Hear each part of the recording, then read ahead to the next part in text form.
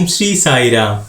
ഇന്നത്തെ does take ഭഗവാൻ ശ്രീ സത്യസായി ബാബ എന്ന എപ്പിസോഡിൻ്റെ പുതിയൊരു വീഡിയോയിലേക്ക് എല്ലാവർക്കും സ്വാഗതം.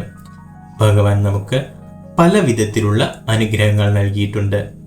അവയുടെയൊക്കെ പേരിൽ ഞാൻ മറ്റുള്ളവരെക്കാൾ കേമനാണെന്ന തോന്നൽ പലപ്പോഴും നമ്മൾ അറിയാതെ പോലും നമ്മുടെ ഉള്ളിൽ തോന്നാറുണ്ട്. ലോക ജീവിതത്തിലായാലും ആത്മീയ ജീവിതത്തിലായാലും ഞാൻ എന്ന ഭാവം നമ്മുടെ വളർച്ചയ്ക്ക് തടസ്സം മാത്രമേ ഉണ്ടാക്കുകയുള്ളൂ. ഭക്തന്റെ ഉള്ളിൽ അഹങ്കാരം വളരുന്നത് കണ്ടാൽ ഉടൻ തന്നെ ഭഗവാൻ അതിനു വേണ്ട പ്രതിവിധികൾ ചെയ്യും. നമ്മളെ ഏറ്റവും അധികം സ്നേഹിക്കുകയും നമ്മുടെ അഹങ്കാരത്തെ ഏറ്റവും അധികം വെറുക്കുകയും ചെയ്യുന്ന ആളാണ് ഭഗവാൻ. ഭഗവാൻ ബാബ ഒരിക്കൽ ഒരു കഥ പറയുകയുണ്ടായി.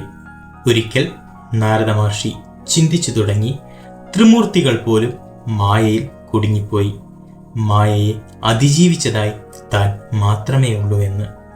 പരമശിവനെ കണ്ട വേളയിൽ നാരദ മഹർഷി ഇക്കാര്യം പറയുകയുണ്ടായി. ഭഗവാൻ ഉടൻ തന്നെ അരുളി, മഹർഷി, എന്നോട് പറഞ്ഞതിരിക്കട്ടെ, താങ്കൾ മഹാവിഷ്ണുവിനോട് ഇക്കാര്യം ഒരിക്കലും പറയരുതെന്ന്. എന്നാൽ മഹാവിഷ്ണുവിനോട് തീർച്ചയായും ഇക്കാര്യം പറയണമെന്ന് നാരദ മഹർഷി മനസ്സിൽ ഉറപ്പിച്ചിരുന്നു.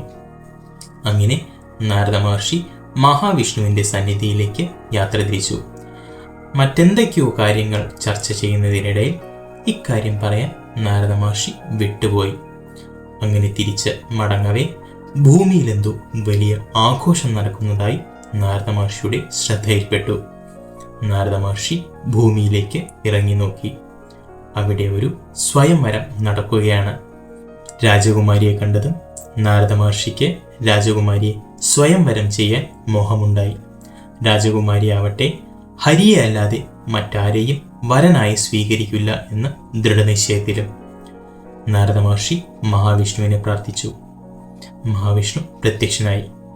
നാരദ മഹർഷി അരുളി, ഭഗവാനെ, എനിക്ക് ഹരിയുടെ മുഖഭാവം നൽകി അനുഗ്രഹിച്ചാലും. അങ്ങനെ ആവട്ടെ എന്ന് ഭഗവാൻ അനുഗ്രഹിച്ചു. നാരദ മഹർഷി സന്തോഷത്തോടെ സ്വയംവരത്തിനൊരുങ്ങി. പക്ഷേ നാരദ മഹർഷിയുടെ മുഖം കണ്ടതും രാജകുമാരി പുച്ഛഭാവത്തോടെ തിരിഞ്ഞു നടന്നു. ഇത് നാരദ മഹർഷിയുടെ ഉള്ളിൽ വളരെയധികം വേദനയുണ്ടാക്കി. കൊട്ടാരത്തിലെ ഒരു കണ്ണാടിയിൽ നാരദ മഹർഷി തൻ്റെ മുഖം നോക്കിയപ്പോൾ തൻ്റെ മുഖത്തിന് കുരങ്ങന്റെ രൂപം. ഇത് കണ്ട് അമർഷനായ നാരദ മഹർഷി മഹാവിഷ്ണുവിൻ്റെ സന്നിധിയിലേക്കെത്തി.